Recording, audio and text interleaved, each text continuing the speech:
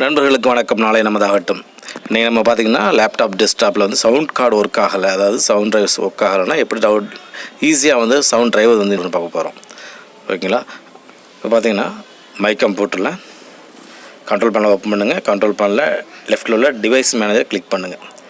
இது எதுக்குன்னு பார்த்தீங்கன்னா, நீங்கள் சவுண்ட் கார்டு ஒர்க் ஆகலை, டிரைவர் சரியாக இன்ஸ்டால் ஆகலைன்னா நீங்கள் என்ன நினைப்பீங்கன்னா, சவுண்ட் டிவைஸ் போயிடுச்சு போல நினைப்பீங்க. ஸோ சவுண்ட் டிவைஸ் மேக்ஸிமம் போகாது.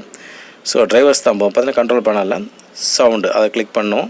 அதில் என்னாச்சுன்னா சவுண்ட் ட்ரைவர் பார்த்திங்கன்னா உங்களுக்கு இன்ஸ்டால் ஆகாமல் ஒரு ஆம்பர்சன்ட் சிம்பிள், அதாவது ஆச்சரியக்குறி மஞ்சள் கலரில் எல்லோ கலர் சிம்பிள் போட்டுருக்கு. ஸோ அப்போ பார்த்திங்கன்னா நம்மளோட டிரைவர்ஸ் வந்து சரியாக இன்ஸ்டால் ஆகலை. சரியாக இன்ஸ்டால் ஆகினாலும் ஈக்குவலண்ட்டாக ஏதாவது இன்ஸ்டால் ஆகிருந்தாலும் உங்களுக்கு சவுண்ட் கார்டு சவுண்டு வெளியில் வராது. ஓகேங்களா? ஸோ என்ன பண்ண போகிறோம், ரைட் கிளிக் பண்ணுங்கள், ப்ராப்பர்ட்டிஸ். இப்போ நம்ம சொல்கிற மெத்தட் வந்து எந்த டெஸ்க்டாப்பு எந்த லேப்டாப்பு என்ன கம்பெனியாக இருந்தாலும் நமக்கு பிரச்சனை இல்லை. மதர் போர்டை கழட்டிக்கிட்டு சவுண்ட் வைஸ் என்னங்கிறத பார்ப்பாங்க. ஸோ அந்த சவுண்ட் வைஸ்லாம் நம்ம பார்க்க தேவையில்லை, மதர் போர்டை கழட்டிட்டுலாம் பார்க்க தேவையில்லை. ஸோ இந்த டிவைஸ் மேனேஜரில் அந்த சவுண்டு கீழே உள்ள அந்த என்ன நேம் இருக்கோ அதை அப்படியே ரைட் கிளிக் பண்ணி ப்ராப்பர்ட்டிஸ் கொடுங்க. கொடுத்துருக்குன்னா இந்த இதில் பார்த்திங்கன்னா தேர்ட் ஆப்ஷன் டிரைவர்னு இருக்கும். அதை கிளிக் பண்ணிட்டு தேர்டு ஹார்ட்வேர் ஐடின்னு இருக்கும். ஸோ 2 செலக்ட் ஆகிருக்கு இல்லைங்களா? அதில் ஃபஸ்ட்டு ஒன்று செலக்ட் பண்ணி காப்பி பண்ணிவிட்டு எல்லாத்தையும் க்ளோஸ் பண்ணிங்க. இப்போ நீங்கள் இன்டர்நெட் உள்ளே போங்க. கூகுள் குரோம் ஓப்பன் பண்ணிங்க, கூகுள் பேஜை ஓப்பன் பண்ணிங்க, google.com டைப் பண்ணியாச்சு. இப்போ கூகுள் பேஜ் ஓப்பன் ஆகிடுச்சு. இந்த கூகுள் பேஜில் என்ன பண்ண போகிறீங்கன்னா, அங்கே காப்பி பண்ணிங்களா அதை வந்து அப்படியே பேஸ்ட் பண்ணுங்கள். வேறு ஒன்றும் செய்ய வேண்டாம். அங்கே என்ன காப்பி பண்ணிங்களோ அதை பேஸ்ட் பண்ணுங்கள். ஃபார் எக்ஸாம்பிள் பார்த்திங்கன்னா அது வந்து PCI/VEN எப்படி தான் ஒரு 20-30 லெட்டரில் இருக்கும். ஸோ அதை அப்படியே காப்பி பண்ணி பேஸ்ட் பண்ணுங்கள். அது என்னென்னா டிரைவர்ஸோட ஸ்பெசிஃபிக் நேம் இது. ஓகேங்களா? ஆக்சுவலாக பார்த்தீங்கன்னா ரியல் டெக்கு இப்படி போல் வந்து கம்பெனி நேம் இருக்கும். இது வந்து பார்த்திங்கன்னா டைரெக்டாக டிவைஸ்லேருந்து எடுக்கிறது. அதனால் ஒரு PCI/VEN இதை போல் லெட்டர்ஸ் மட்டும்தான் இருக்கும். ஓகேங்களா?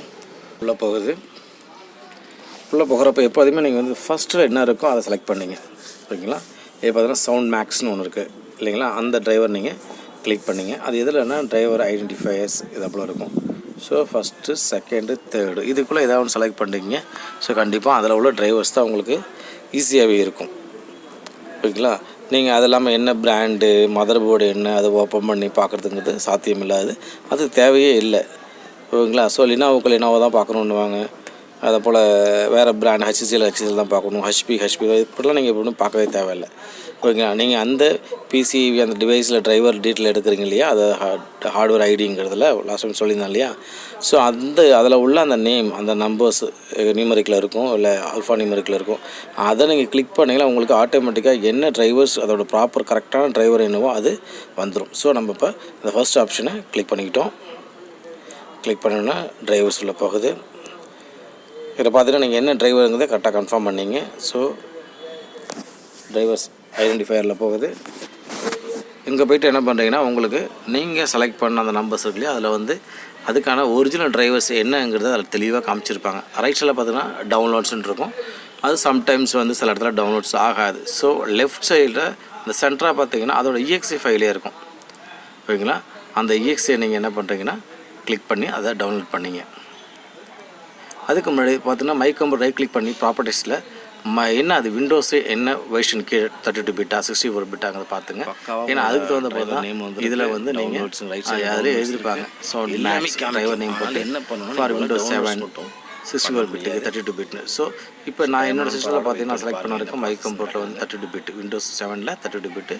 ஸோ அதுக்கான டிரைவர்ஸ் நான் என்ன பண்ணுறேன்னா இதை போல் கிளிக் பண்ணி டவுன்லோட்ஸ் கிளிக் பண்ணால் இதை போல் வரும். ஸோ அந்த டிரைவர்ஸ் EXE ஃபைலை நான் இப்போ கிளிக் பண்ண போகிறேன். ஸோ டிரைவர் ஐடென்டிஃபைல நீங்கள் டைம் வேஸ்ட் பண்ணுறது வேஸ்ட்டு தான். நான் வந்து ஸோ நீங்கள் அடுத்தடுத்த பேஜ் டிரைவர் ஐடென்டிஃபைல உள்ள என்ன பண்ணாலும் உங்களுக்கு என்ன இதுனா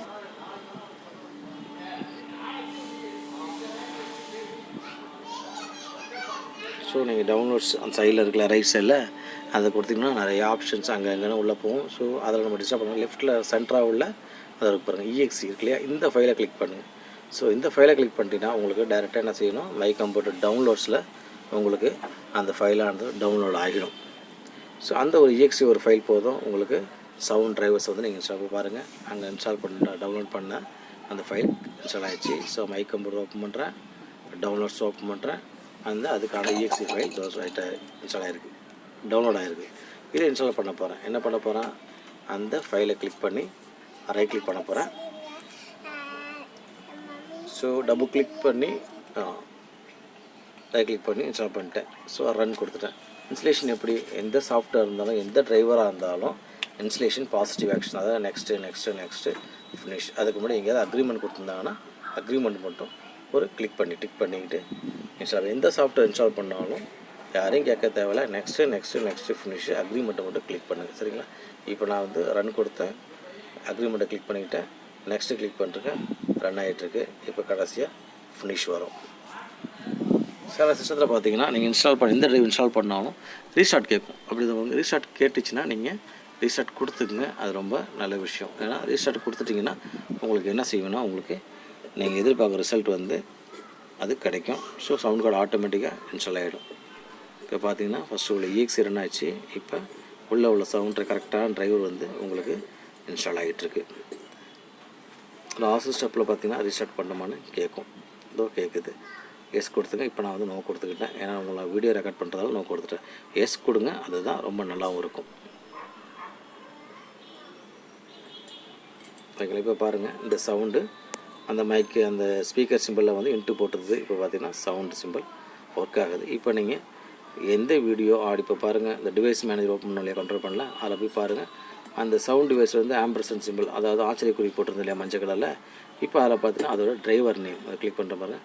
ஸோ ஹைடு அந்த சவுண்ட் டிரைவரோட நேம், ஒரிஜினல் நேம் இங்கே வந்துச்சு. இப்போ வந்து உங்களுக்கு ஆட்டோமேட்டிக்காகவும் சவுண்டு ஒர்க் ஆகும். நீங்கள் யூடியூப் பார்க்கலாம், ப்ளே பண்ணலாம், என்ன வேணாலும் பண்ணலாம். ஓகே நண்பர்களே, இந்த வீடியோ உங்களுக்கு பிடிச்சிருக்குன்னு நினைக்கிறேன். கண்டிப்பாக பிடிக்கும், ரொம்ப யூஸ்ஃபுல்லாக இருக்கும். யூஸ்ஃபுல்லாக யார் பயன்படுத்துகிறீங்களோ அவங்க எல்லாருமே கமெண்ட்டில் தெரிவிங்க. ஏன்னா பார்த்திங்கன்னா ரொம்ப ஈஸியான மெத்தட்ஸ் தான். இப்போ இதே போல் பார்த்திங்கன்னா வைஃபை, லேன் இது எல்லாமே நெக்ஸ்ட் வீடியோவில் போடுறேன், பாருங்கள். இப்போ நம்ம VLC பிளேயர் மூலிமா சவுண்டு செக் பண்ணுறோம்.